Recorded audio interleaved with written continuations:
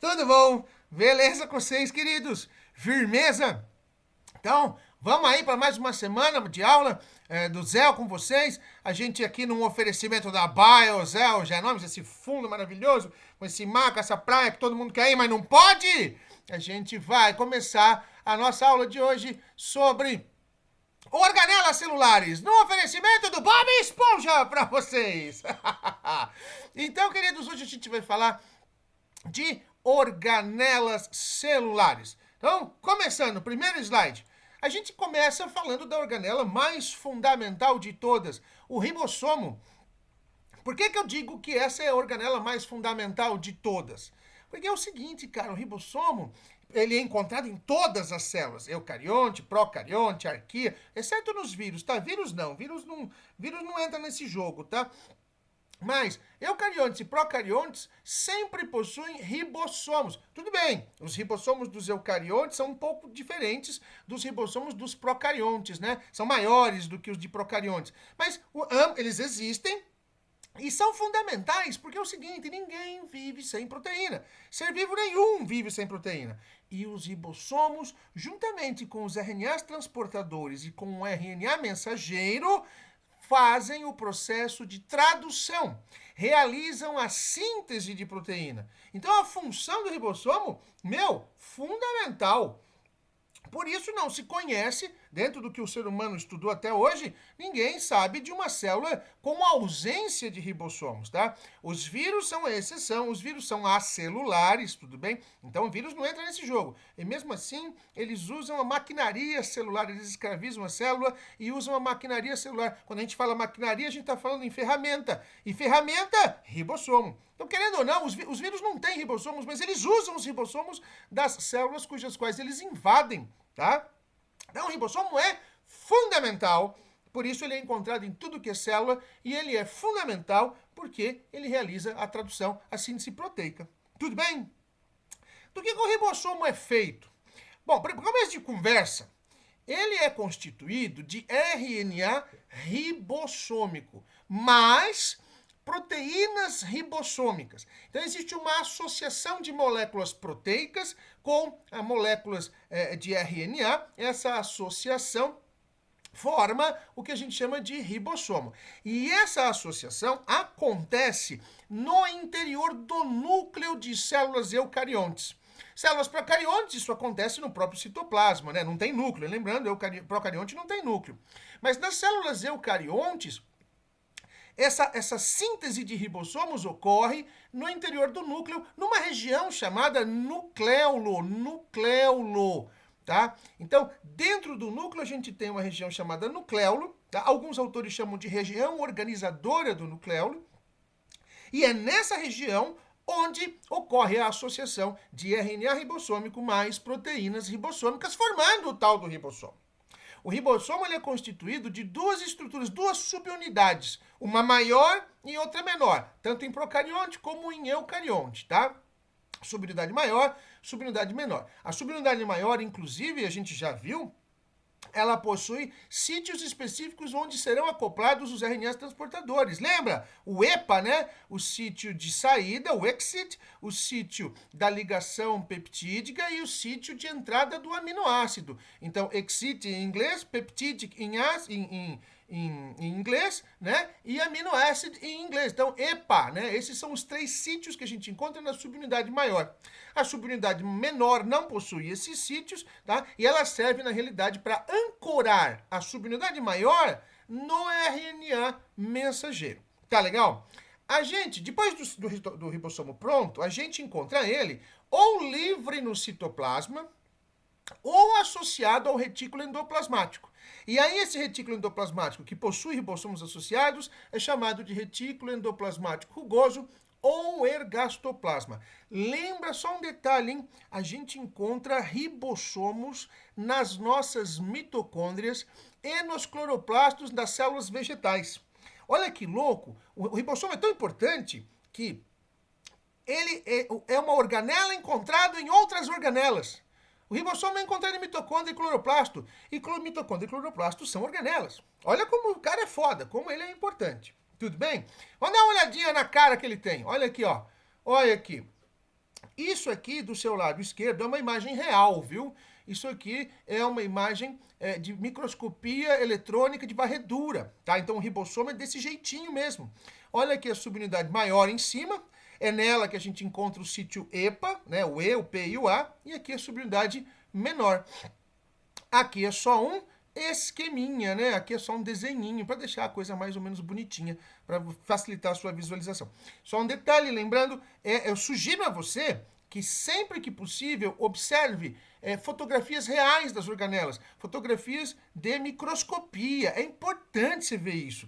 Porque se cai no vestibular um esqueminha, beleza, é fácil de enxergar. Mas se cair no seu vestibular uma fotografia e você não tiver com a visão treinada dessa fotografia, nossa, lascou tudo. Você vai entender isso melhor no nosso próximo slide, onde a gente vai falar do retículo endoplasmático rugoso, também chamado ergastoplasma. Professor, eu preciso saber esse nome maldito, lazarento, difícil, porque diabo, não sei o quê. Olha, é o seguinte. Você não precisa saber para escrever na sua prova, mas você precisa saber o que é ergastoplasma, porque ele pode vir embutido num texto de questão. E se você não souber o que é ergastoplasma, que você não souber que é sinônimo de retículo endoplasmático rugoso, ou retículo endoplasmático granuloso, ou granular ainda, se você não souber isso, você não vai entender a questão, tá? Então não é nem para você responder usando a palavra ergastoplasma, é para você saber que existe para poder identificar num texto de questão. Tá legal? Bom, não preciso nem ir muito longe, né? O retículo endoplasmático rugoso tem ribossomo. Se tem ribossomo, uma outra função. Transcrição, tradução, síntese proteica, tá legal? Então, mas veja, essa função de síntese proteica e de tradução não é do retículo rugoso em si, é do ribossomo inserido nele. O retículo endoplasmático rugoso tem uma outra função além da tradução e da síntese de proteínas, que é o transporte de substâncias químicas dentro da célula. Ele funciona, o retículo rugoso funciona como se fosse uma via de transporte, uma autoestrada, tá? Por onde transitam substâncias químicas de um lado para outro dentro da célula. Funciona como via de transporte. Tá certo? Belezinha? A estrutura do retículo rugoso é de origem membranosa, ou seja, ele é constituído de membrana celular. Lembra aquele treco lá? Bicamada, fosfolipídica, lipoproteica, lembra disso? Teoria do mosaico fluido, lembra dessa história? Então, o retículo rugoso é constituído desse tipo de membrana também. Na realidade, é um monte de membrana, um monte de vesícula super achatada, todas interligadas por canais. Tá? E essas vesículas achatadas, é lógico, possuem ribossomos incrustados, tá bom? Onde a gente encontra o retículo rugoso? Lá no citoplasma, diluído, distribuído por todo o líquido citoplasmático. Lembrando, o líquido citoplasmático chamado de hialoplasma. O líquido do citoplasma é chamado de hialoplasma, constituído por água, constituído por sais, proteínas, lipídios, glicídios, tá? Ácidos nucleicos, ATP, GTP, TTP, CTP, UTP. Cara, é um líquido lotado de substâncias químicas, no qual as organelas celulares ficam mergulhadas. Então, o hialoplasma mais as organelas, a gente chama tudo isso de citoplasma. Tá bom? Então a gente encontra o retículo endoplasmático rugoso mergulhado no citoplasma. Tá? E outra coisa importante de lembrar é que a membrana que constitui o retículo rugoso é uma membrana contínua com a membrana que forma a carioteca. Você quer ver? Ó, vai ficar bastante evidente aqui, ó, nessa imagenzinha. Olha aqui, ó.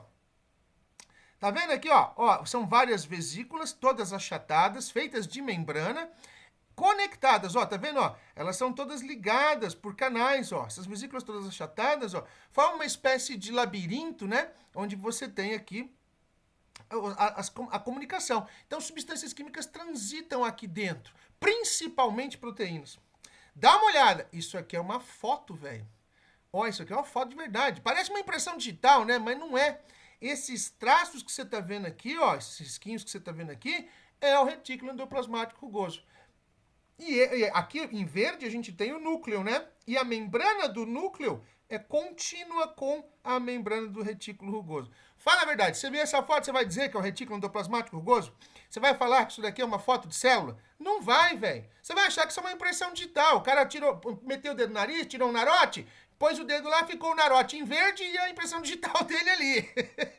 Então, tem que acostumar o olho a enxergar fotografias reais. Se cai uma dessas no teu vestibular e você não está acostumado, meu filho, está perdido. Tá bom? Então, ó, conjunto de vesículas achatadas, interconectadas, associadas a ribossomos, cuja função principal é tradução, síntese de proteínas e o transporte de substâncias intracelularmente. Beleza? Vamos pro próximo. Vamos falar então do retículo endoplasmático liso. Ele é conectado com o retículo endoplasmático rugoso. Eles são contínuos, tá? É a mesma membrana. Só que no liso não tem ribossomo. Zero ribossomo. E ele é mais fininho. O retículo liso não é vesícula achatada. O retículo liso ele é tubular. O retículo endoplasmático liso é tubular. Tá? Tem a mesma função de transportar substâncias químicas do interior da célula, assim como o retículo rugoso. Mas não sintetiza proteína. Professor, ele sintetiza alguma coisa? Sim, ele sintetiza lipídios, principalmente os fosfolipídios. Então, é no interior do retículo liso que fosfolipídios são sintetizados, tá? Dando manutenção às membranas da célula. Membrana plasmática, membrana dos retículos, membrana de lisossomo, peroxissomo, glioxissomo, membrana de aparato golgiense, tá? Então, principalmente, fosfolipídio é sintetizado no interior dos retículos endoplasmáticos lisos. Então, é lógico, ele é feito de membrana celular, ele está distribuído ao longo de todo o citoplasma e assim como o ergastoplasma, também é contínuo com a carioteca. Tá? Ele só não tem ribossomo, é tubular e ao invés de sintetizar proteína, ele sintetiza lipídio. Outro detalhe importante é que ele participa da desintoxicação, da detoxificação do nosso organismo. Então você vai lá, consome um veneninho sem querer. Vamos supor que você tomou uma cerveja, um veneninho. Tem álcool ali, o álcool é um veneninho. Tá? E aí no dia seguinte vai te dar uma baita ressaca. Só que depois de um tempo passa. Passa por quê? Porque as células do seu fígado vão trabalhar na quebra do álcool. E que parte da célula do seu fígado, os hepatócitos, vão promover a quebra desse álcool? Justamente o retículo endoplasmático liso. Não é só do álcool, tá? Ele ajuda no processo de desintoxicação, de detoxificação de qualquer toxina. Lógico, se essa toxina não for muito potente, te matar antes. Mas é uma das funções do retículo liso, a detoxificação do organismo, tá? A limpeza do organismo das suas toxinas. Então vamos dar uma olhadinha na cara dele, olha aqui como é que ele é, que bonitinho. Olha lá. Aham! Então aqui, ó, você tem os dois, né? O retículo liso, tubular, e o retículo rugoso, achatadinho. E repara aqui, ó, olha aqui, ó, o detalhe onde eu estou apontando, ó. Isso aqui é a carioteca. A carioteca, o núcleo, né? Aqui dentro eu tenho material genético e essa bolinha aqui, ó, é o nucleolo, é onde o ribossomo é produzido. É onde o ribossomo é sintetizado, é o nucleolo. Repara aqui, ó, a membrana que você está vendo aqui, ó, ela é contínua com a carioteca. A membrana do retículo liso é contínua com a do retículo rugoso, que por sua vez é contínua com a da carioteca. É tudo uma membrana só, velho. É tudo uma membrana só, tá? Olha aqui de novo a impressão digital. Quem é esse? Retículo endoplasmático rugoso. E olha que diferente, cara. Aqui a gente está vendo um monte de retículo endoplasmático liso. Quando você corta por cima, você está vendo essa foto aqui de cima, né? Você está olhando ela aqui de cima, assim, né? Então, essa fotinha aqui, ó, é um monte de retículo endoplasmático liso aqui, ó. Tudo tubular, enquanto aqui é tudo vesícula achatada. Olha que diferente as fotos. Se você vê uma foto dessa sozinha, você jamais vai imaginar que é uma foto celular, né? Então acostuma os olhinhos, entra no YouTube, entra no Google, toda vez que você for estudar alguma organela, não esquece de olhar fotos reais, fotos de microscopia, como eu estou mostrando para vocês aqui. Tá legal? Vamos pro próximo slide, meus queridos. Olha lá. Vamos falar do aparelho golgiense, ou também chamado aparato golgiense, né? Ai, professor, eu aprendi como complexo de Golgi. Pode falar complexo de Golgi? Pode, não está errado. Tá? Mas é antigo, não é moderno. Fica feio. sabe? É a mesma coisa que eu chegar para você e falar que tinha um joguinho de Atari. Você vai olhar para mim e vai falar assim, puta, Atari, nós estamos no PS5, o Zé é velho, ele não é moderno, é a mesma coisa. Se você falar para mim complexo de Golgi, eu vou falar, pô, esse menino não sabe nada de biologia, essa menina não sabe nada de biologia, eles estudaram por livros velhos. Então, deem preferência para usar aparato golgiense ou aparelho golgiense. Complexo de Golgi, ó, deixa para os outros falar. Deixa para o pessoal escrever nas questões. Você, se for responder, vai usar aparato ou aparelho golgiense. Tá legal? Bom, essa estrutura, feita de membrana celular, tá? Ela é um conjunto de vesículas achatadas também, só que não conectadas. Não conectadas. E ao seu redor existem várias vesículas esféricas. Tá? Essas vesículas esféricas são chamadas dictiossomos, enquanto as vesículas achatadas, sobrepostas, são chamadas de cisternas. Ambas as vesículas, tanto o dictiossomo quanto a cisterna, são feitas de membrana celular. Lembra, a tal da fosfolipídica, a bicamada fosfolipídica. E onde é que a gente encontra o aparato golgiense? Livre no citoplasma, mergulhado no líquido citoplasmático. Como é que chama mesmo o líquido citoplasmático? Hialoplasma. Mergulhado no hialoplasma. Principal função desse lazarento. Então, peraí, antes de falar da função. Ele recebe proteínas imaturas. Proteínas primárias. Lembra? Proteína linear, primária, sem função ainda. Tá? Então, a proteína acabou de ser sintetizada, acabou de ser traduzida, essa proteína é empacotada e levada até o aparato golgiense. Lá no aparato golgiense, de cisterna em cisterna, essa proteína vai sofrendo maturação. O que é sofrer maturação proteica mesmo? É com a conversão da sua estrutura primária em secundária, através de ponte de hidrogênio, de secundária em terciária, através de mais ponte de hidrogênio, e até mesmo de terciária em quaternária, quando você tem uma outra estrutura terciária associada a essa primária, essa terciária inicial. Tá? Então, quando você tem a associação de várias estruturas terciárias, você tem uma proteína quaternária. E onde é que todo esse processo de maturação proteica acontece? Dentro do aparato golgiense. Então, maturação proteica. Depois disso, o aparato golgiense, ele vai pegar essa proteína pronta e vai botar ela dentro de um saquinho, uma vesícula. Então, ele empacota. Aí ele põe um endereço nesse pacote e envia esse pacote para algum lugar, dentro ou fora da célula, onde essa proteína seja necessária. Então, ele matura, matura, empacota, endereça e envia. Essas quatro coisas juntas, a gente chama de secreção. Secreção. A palavra secreção envolve 4 conceitos: a maturação, o empacotamento, o endereçamento e o envio de substâncias, de proteínas, tá? Principalmente enzimas. O aparelho golgiense, ele é fundamental na produção de enzimas e hormônios. Tudo bem, vamos dar uma olhada na cara dele aqui. Olha a carinha que ele tem aqui, que fofinho.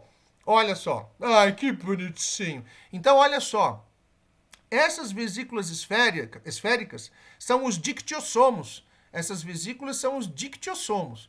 Essas vesículas aqui achatadas, lembrando, elas não são conectadas entre si, elas são sobrepostas, mas não existe nada unindo uma à outra, tá? Então, essas vesículas aqui esféricas são os dictiossomos e essas vesículas achatadas são as cisternas. Essas bolinhas que você está vendo aqui não é ribossomo, hein? Pelo amor de Deus. Essas bolinhas aqui são as proteínas que entram por um lado do aparato golgiense imaturas e vão sendo transportadas de uma cisterna para outra, tá? Eles vão caminhando dentro do aparato golgiense e sofrendo maturação.